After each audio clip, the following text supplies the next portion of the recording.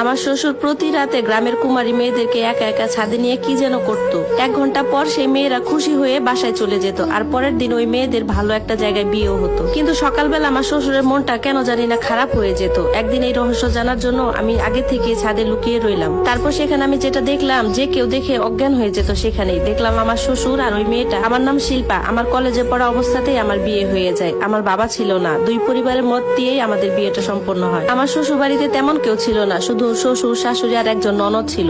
বিয়ের 1 বছর পর পরই আমার একটা মেয়ে হয়। আমার মেয়ের বয়স যখন 4 বছর, তখন আমার স্বামী হার্ট অ্যাটাকে মারা যায়। এরপর থেকে আমাদের পরিবার আর্থিক সমস্যায় পড়ে যায়। কোনো উপায় না পেয়ে আমার শ্বশুর একটা কাজ শুরু করলো। অবাক করা বিষয় হলো, উনি মেয়েদের চুল কাটার নাম করে মেয়েদেরকে রাতের বেলা ছাদে নিয়ে যেত। আমি আমার শ্বশুরের এই কাজ অনেক দিন থেকে লক্ষ্য করছিলাম। একদিন ভাবলাম যে উনি ছাদে গিয়ে কি করে সেটা আমি দেখবো। মেয়েকে ঘুম পাড়িয়ে আমি আস্তে আস্তে ছাদের সিঁড়ি বেয়ে উপরে উঠতেছিলাম, কিন্তু যখন একটু দূর গেলাম দেখি আমার শাশুড়ি সেখানে কড়া পাহারায় দাঁড়িয়ে আছে। তখন কোনো উপায় না পেয়ে আমি আবার পা টিপে টিপে বাসায় চলে আসলাম। একদিন দেখলাম বাবা অল্প বয়সে একটা মেয়েকে নিয়ে ছাদে যাচ্ছে, হাতে তার কাঁচিও ছিল, হয়তোবা তার চুল কাটতে যাচ্ছে। আমি তো আমার শাশুড়ির কথা ভেবে অবাক হতাম যে তিনি কিভাবে তার স্বামীকে এরকম মেয়েদের চুল কাটতে দেয়, তা আবার রাতের বেলায় একাই অন্ধকারে। আর আমার শাশুড়ি, উনি তো আবার দাঁড়িয়ে দাঁড়িয়ে পাহারাও দিচ্ছে। এদিকে আমার শ্বশুর আমার মেয়েকে খুব একটা পছন্দ করতো না। আমার 4 বছরের ছোট্ট মেয়েটির উপর আমার শ্বশুর এমন সব নিয়ম কানুন বাঁধিয়ে দিত, মনে হচ্ছিল আমার মেয়ে অনেক যুবতী হয়ে গেছে। আমরা মা মেয়ে তো ওনার পারমিশন ছাড়া বাহিরেও যেতে পারতাম না। মাঝে মধ্যে ওনার এসব কার্যকলাপ দেখে আমার ভীষণ খারাপ লাগতো, কিন্তু আমার তো কোথাও যাওয়ার জায়গা ছিল না। যেহেতু আমার বাবা ছিল না, আমার মাও ছিল অসহায়, এজন্য আমাকে বাধ্য হয়ে এই বাড়িতেই থাকতে হতো। গ্রামের সবাই জানতো আমার শ্বশুর যাদের মাথার চুল কাটে তারা অনেক সুন্দরী হয়ে যায়, আর তাদের সাথে সাথে বিয়েও হয়ে যায়। এভাবেই আমাদের দিনগুলো কাটতে লাগলো। কিছুতেই সত্যের সন্ধান খুঁজে পাচ্ছিলাম না। এভাবে আমার শ্বশুর আস্তে আস্তে গ্রামের মধ্যে বিখ্যাত হতে লাগলো। কিন্তু হঠাৎ আমার একটা আজব ব্যাপার সামনে এলো। আমার শ্বশুর যেসব মেয়েদের চুল কাটতো, পরের দিনই তাদের খুব ভালো ঘরে বিয়ে হয়ে যেত। একদিন আমার বাড়ির পাশের একটা যুবতী মেয়েকে তার মা আমার শ্বশুরের কাছে চুল কাটতে নিয়ে এলো। এটা দেখে আমি খুব খুশি হয়ে গেলাম। আমি মনে মনে ভাবলাম যে ওর মার কাছ থেকে আমি সবকিছু জানতে পারবো। আমার শ্বশুর রাতের বেলা ওই মেয়েটির সাথে কি কি করলো আর কিভাবে বা চুল কাটে। এরপর পরের দিন আমি যখন ওই মেয়েটার সাথে কথা বলতে চাইলাম, কিন্তু মেয়েটি চুপচাপ ছিল, তার মাও কিছু বলতে চাইলো না। একটা জিনিস খেয়াল করে আমি অবাক হলাম যে একটা চঞ্চল মেয়ে হঠাৎ করে এরকম চুপচাপ হয়ে গেল কেন।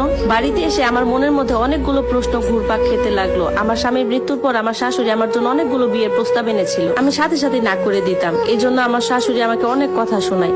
এদিকে আমার শ্বশুরের সম্মান বাড়তেই লাগলো গ্রামের মধ্যে। মাঝে মাঝে ভাবতাম যে আমার স্বামীর মৃত্যুর পর আমার শ্বশুর যদি আমাদের পাশে না থাকতো, তাহলে আমরা এই মা মেয়ে কোথায় যেতাম। একদিন রাতের বেলা একটা অবাক করা বিষয় আমার চোখের সামনে এলো। দেখলাম একটা যুবতী মেয়ে চুল কেটে খুব হাসতে হাসতে নিচে নেমে এলো। এর অনেকক্ষণ পর আমার শ্বশুর নিচে নেমে এলো। দেখলাম ওনাকে খুব ক্লান্ত দেখাচ্ছে, আর উনি জোরে জোরে নিঃশ্বাস নিচ্ছিলেন। আরেকটা জিনিস খেয়াল করলাম, উনি চুল কাটতে যাওয়ার আগে সবসময় কালো জামা পরে যেতেন, আর যখন নিচে নেমে আসতেন তখন অন্য কাপড় তার গায়ে ছিল। সকালবেলা খেয়াল করলাম আমার শ্বশুর ঘরের ভিতরে দরজা বন্ধ করে শুয়ে আছে, আর আমার শাশুড়ি দরজার বাইরে নিচে শুয়ে আছে। যেদিন রাতে উনি কোনো মেয়ের চুল কাটতো, পরের দিন সারাদিন উনি ঘরের ভিতরে এইভাবে দরজা বন্ধ করে শুয়ে থাকতো। একদিন দেখি আমার শাশুড়ি রান্নাঘরে লুকিয়ে লুকিয়ে কান্না করতেছে। আমি জিজ্ঞাসা করলাম, মা আপনি কাঁদছেন কেন?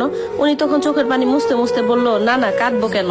আমার তখন শ্বশুরের প্রতি খুব ঘৃণা হতে লাগলো। দিন যেতে যেতে আমার মেয়েও যুবতী হতে লাগলো। একদিন আমার শাশুড়ি আমার মেয়ের কাছে এসে তার মাথায় হাত বুলিয়ে বলতে লাগলো যে গ্রামের বাকি সব মেয়েদের মতো তোমার মাথারও চুল কাটা হবে, আর তোমার দাদুই তোমার মাথার চুলটা কেটে দিবে। তোমার ভাগ্যটাও খুব উজ্জ্বল হোক দাদু, বাকি সব মেয়েদের মতো তোমার জীবনটাও সুন্দর হয়ে যাক। এই কথাটা শোনা মাত্র আমি তো ভয় পেয়ে গেলাম, আর আমার মেয়ে তো কাঁদতে কাঁদতে অন্য রুমে চলে গেল। সেদিন রাতে আমার শাশুড়ি আমার মেয়েকে নিতে আসে। আমি তো জোর করে আটকানোর অনেক চেষ্টা করি, কিন্তু আমার শাশুড়ি আমার মেয়েকে জোর করে ছাদে রেখে চলে আসে।